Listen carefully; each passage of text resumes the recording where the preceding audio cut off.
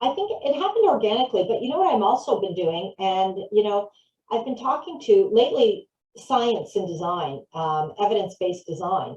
And so when you mentioned earlier my credentials as aging in place, living in place, I also went through the Rick Hansen accessibility training, which is from the commercial perspective. And then most recently, I received my WELL AP accreditation, and buildings are certified. People are accredited, as they always say, at WELL AP. But for those of you that are not familiar, please go to wellcertified.com and you'll learn about it. But why I got involved and I started to look at wellness was everybody, regardless of your situation, your age, your size, your circumstance, everybody deserves to be living in a well environment. And what's happening right now is that science and design are coming together. So when you say about connecting the dots, oh my gosh, try having a conversation with somebody that has spent their life in the sciences or a PhD level, and bring it down to a remodeler or stager or decorator level, or even an interior designer. And they talk in syllable words.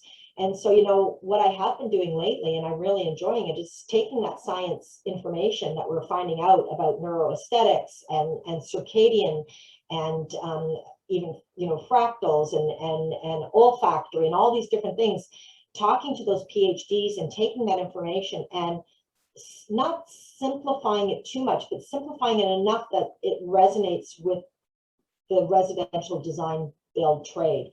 And there's so much that we can be learning from the different, from different areas, and science plays a big role. And so, it's not just connecting the dots in terms of products and companies that are dealing with people with disabilities, or most recently, technology. Like, look at the talk about the connected home. Oh, wow. Is that ever just, 5 years ago or 6 years ago at the design center, trying to talk to designers about the connected home, it was being dismissed. But all of a sudden now, having conversations with integrators, people like yourself, and then taking that information and sharing it with the designers and design build people in a way that they can resonate and connect with it, because your language is in a connected home as integrators and different roles you play is a little bit different than the language that a designer might use, or an architect or a builder.